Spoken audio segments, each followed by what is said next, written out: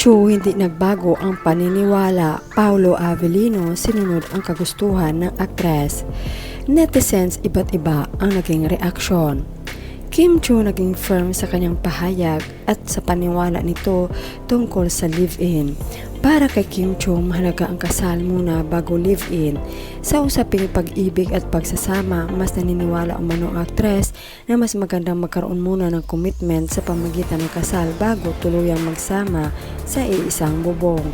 Para sa kanya, hindi lamang basta pagsasama ang mahalaga kundi ang seryosong desisyon at pananagutang kaakibat ng isang relasyon.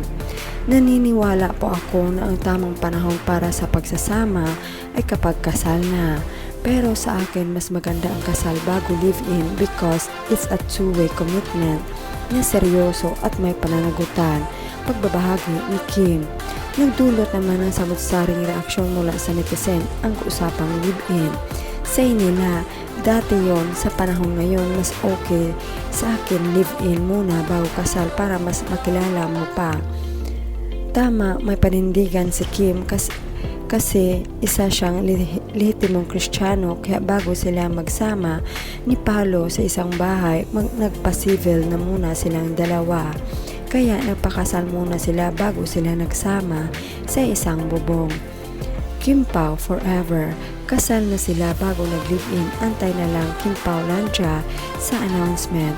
Mas maganda ang live-in kasi doon mo makilala ang isang tao kung okay ba siya o hindi. Paano kung kasal nga kayo naghiwalay din, di ba? Kaya mas maganda ang live-in muna. Makikilala nyo ang isa't isa. Tama, nag-civil marriage na. Ngayong buntis na siya, syempre nag-live-in. Sinabi ni Kim, kasal muna bago baby. Kung kasal na sila sa civil, di pwede na silang mag-baby. If finally she lived in with Paolo means ang rumors na kinakasal sila abroad ay totoo. Kaya pala ang daming kasal nagkakahiwalay agad.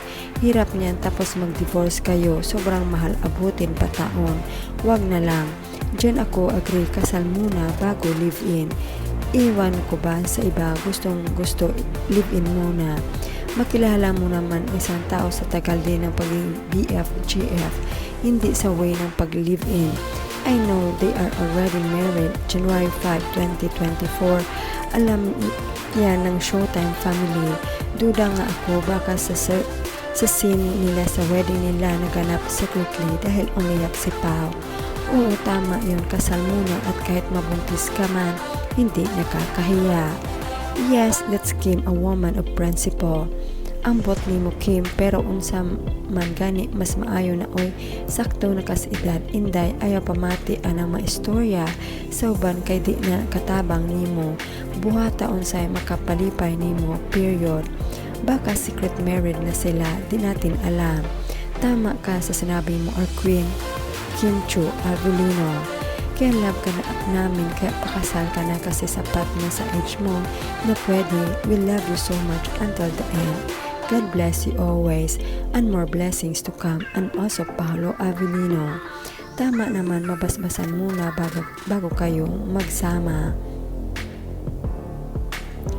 Tama yung desisyon mo Kim. January 25, 2025 ang civil wedding nila sa bahay ng mga Avellino. Yun din naniwala ang contract marriage nila na sa Civil Registry of Quezon City. Sinami Vice, Mela at Angelica ang mga witness, friends. Kaya mas maganda talaga pag private relationship para walang nakikisaw-saw na inggitera at mga basher ni Kemi. Matagal na po yan kasal, civil marriage po sila.